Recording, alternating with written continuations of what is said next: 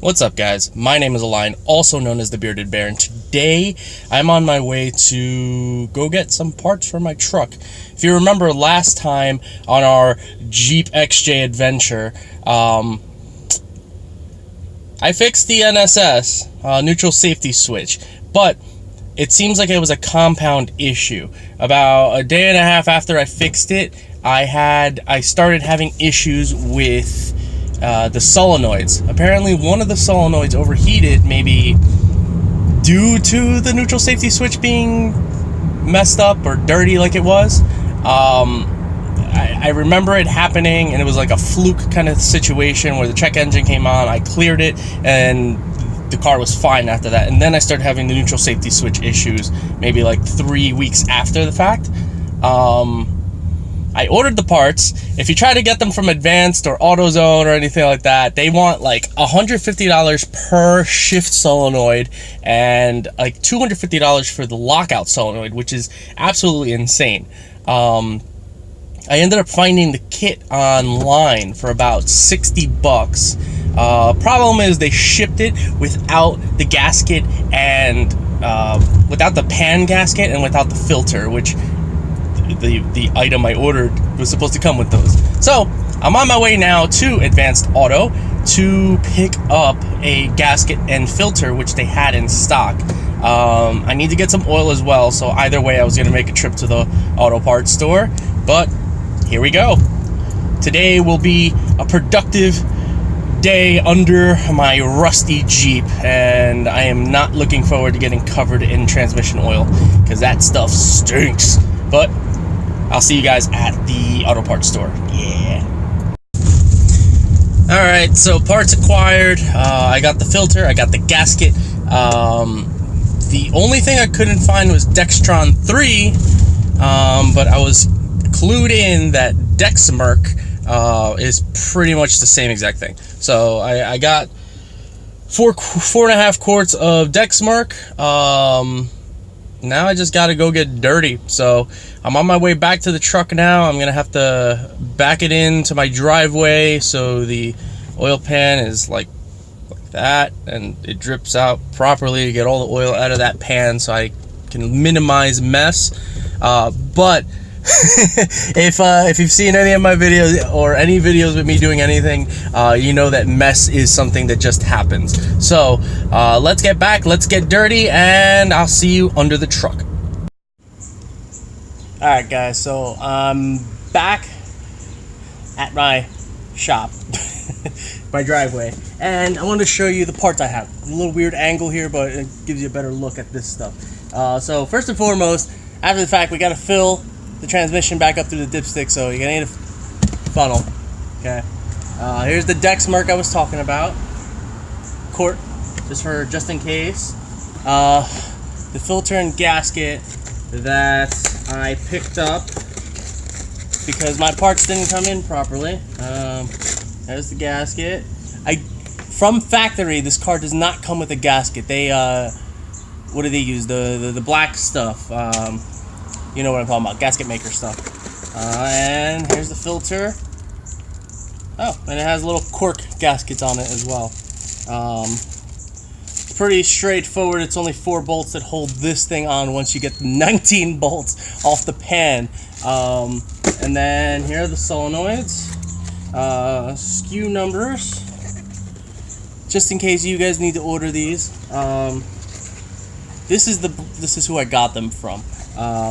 We will be testing this out. I know nothing of this brand, but apparently these solenoids are the same ones they use in Lexus, Toyota, and obviously Jeep, but a few other vehicles. And the same mounting points and everything. They're these little, tiny little things. And the mounts themselves, I don't know if you can see that. Yeah, the mounts themselves are what differentiates what the solenoids are. So that's the discrepancy in the $100 between the lockout and the regular solenoids, which makes no sense whatsoever. A few extra things, obviously brake clean, and you need tools. The dipstick is held on by, I believe it's a 13 millimeter, and then I might be wrong here, but the pan should be 10 millimeters all the way around. This is going to take a while because I'm doing it all by hand. I couldn't find the battery for my 3/8 electric impact. So, yeah. Let's drain this bitch and get dirty. See you guys in a bit. Alright, so I did a little work off screen. Don't mind my mess. It's a mess. Few things. Dipstick, get a long extension, like long, add another one if you have. I used another impact one just because I like the black ones. 13 millimeter swivel, it helps. It's just one 13 millimeter bolt that's holding the bracket for the dipstick in. Easy. To drain the pan, it is a 14 millimeter. I just use a spanner. That was easy. And then the pan itself is just a little 10 millimeter. Here's the thing: you're gonna want to go in there with like a 3/8 with a 10 mil, an extension, just because of reach. But these things are not held on at all by a lot. Just a regular 1/4 inch with a 10 mil. This worked perfectly. There's the transmission support bracket. This slipped in right underneath and barely any torque. They're not held on very tight, so I recommend that if you're doing it. I'm just letting the final oil kind of drip out, and then I'm gonna start pulling the 10s out so I can drop the pan. From there, you gotta clean up the pan and then actually drop the filter and drop the solenoids. The solenoids, I believe, are 12 millimeters. As well as the actual filter. So once I have those out, I'll show them to you, and I'll be back in just a few minutes. Okay, and alright, so the gasket on the pan, it was a little bit of a pain, but just tap tap tap with like a flathead or a little bit of like a small pry bar, and just keep going at it. It'll eventually crack. The thing, I'm positive this transmission has never been opened before, so yeah, I'm just letting the pan kind of weep a little bit because oil, obviously, and I'll pull it apart and show you guys. I'll clean it up a bit before I show you, just because there's a lot of oil. Pretty sure I have oil on my face, but yeah, it's been going pretty easy so far. I figured this wasn't going to be a difficult job. Everything was in places where there would be oil or grease or something, so nothing was seized on. It's just a matter of getting the pan off now. I am worried about the dipstick. That is the one thing I think might be seized on, is the dipstick itself for the transmission. And I don't know, we'll just pull on it and see what happens. So I'll be right back.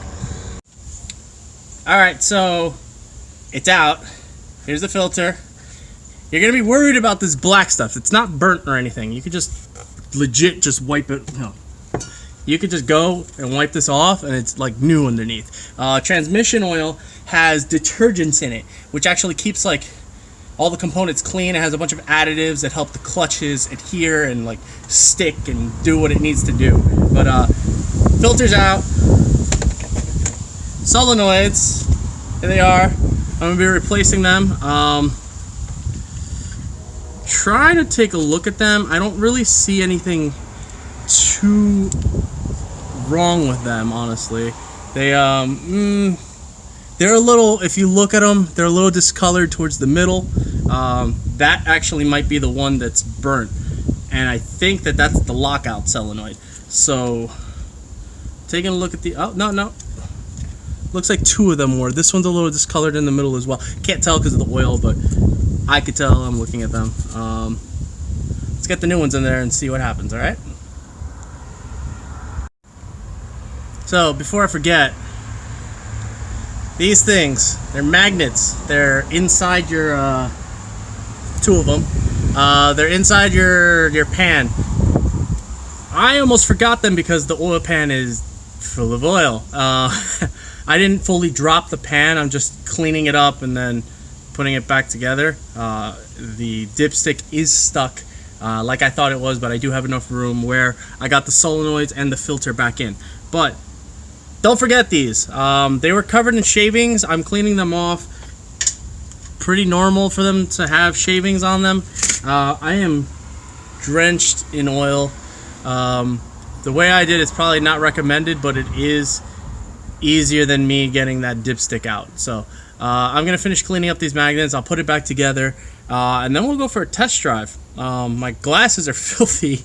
I see specks everywhere, but I digress. Here we go. So I adhered the gasket to the pan after scraping the what's it called? RTV, that's what it's freaking called, and I always forget. I always use red. It's high temp. I know Freddie Tavares, he always uses black because he hates the way that red looks on all his components, but red really hasn't done me wrong. And yeah, it looks like your stuff is bleeding, but whatever, man. I'm pretty sure this gasket is complete garbage. It's a CarQuest part, and I've never had any, like, I've had some issues with CarQuest in the past. The gasket is just a somewhat thin, like, rubber gasket. Granted, the car never came with a gasket to begin with, and it never really leaked, so hopefully with the gasket it will be fine. I put some RTV actually on the gasket pan side, not towards the car. I did clean the gasket off the actual transmission, but that was pretty much just so it can adhere, and we'll see what happens. Pretty sure this next part is gonna be a pain in the ass. I gotta get these I gotta get the four corners lined up and somewhat snugged up to the point where I could still move the pan. But now, since there was no gasket before, and now there is, this gasket's also going to be an issue. So I got to get all these screws through the gasket as well as lining it all up. It's going to be a nightmare. But I ain't clean this out. No cars go in here because I use 2 cars in my driveway, and then I'm the first one to leave in the morning. So it's not like I can put my car in here. So it's kind of just turned into a storage, which happened a few years ago, and then I cleaned it out. We're hoarding stuff. I'll clean it out eventually. Don't judge me, okay? But let me get back to this. I'm tired. Bonus today, it's like 70 and beautiful. The sun just came out, and I'm hoping that it doesn't get any hotter, but I'm not sweating or anything. I am oily, but today was a great day to do this. There was supposed to be some kind of nor'easter storm front that came through, but didn't happen. Anyway, I'm rambling. Let me get back to it. Alright, so job done. Oil level is in the okay section of the dipstick, but we need to take the car for a drive so that the oil circulates through the system, and we get an actual accurate reading. So this is this is test number 1. Making sure the car even gets into gear, because I replaced the solenoids, and yeah, it's one of those things. Well, it's moving, so it's definitely in gear. What am I talking about? It'll be in gear anyway because I put it in, like, I can manually put it into first and whatnot. But it's in low gear. That's what I mean. I have it in drive and it's in low gear. The solenoids, if they were not hooked up properly, I would not be able to do what I'm doing. That's pulling away. Smooth shift. I think I may have nailed this one. I said that last time, but I think I may have nailed this one. Alright, it went back into low gear at the stop. There's the shift.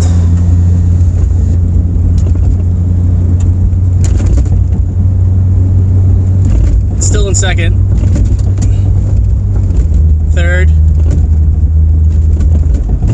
It's shifting way smoother than it did before. Before it would just hang. Although second gear did hang a bit, but I am going quite slow right now. Alright. It's first gear. Second gear.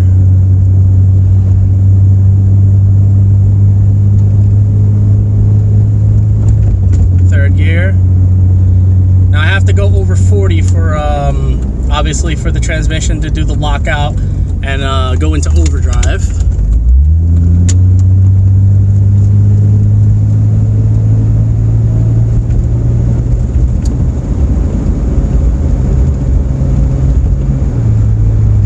We'll shift it into fourth.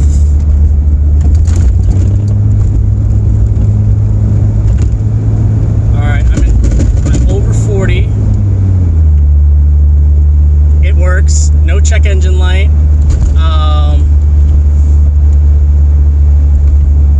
Alright. I have my OBD2 scanner doing its thing right now and just making sure there's nothing crazy going on or any kind of transmission codes, because I did have this transmission apart. So I'm looking behind me, making sure there's no streams of oil that I'm leaving behind. Overall, it seems okay. Alright, came to a stop, sort of. Back into low gear. First, second shift, fine.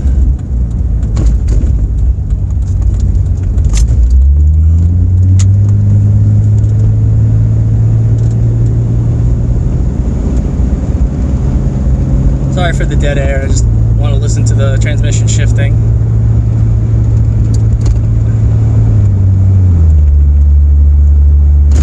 Seems fine. Works good. Shifting into overdrive like it should be. Driving a little further than I normally would for a test drive. Just kind of going around my neighborhood. Alright. Let's see the kick down. Alright. Transmission didn't hang. Seems okay. Now the leaking with the oil pan, I won't know until overnight. I'll check the ground tomorrow. I'll put it, I'll park the truck in a spot where there's no stains on the ground or anything, and we'll see. I won't know until tomorrow, honestly. Hopefully that RTV sets up nice and I won't get any kind of leaking.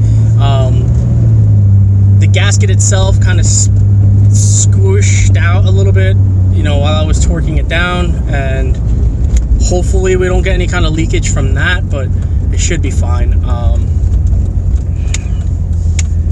gonna be stuck behind a very slow Corolla right now.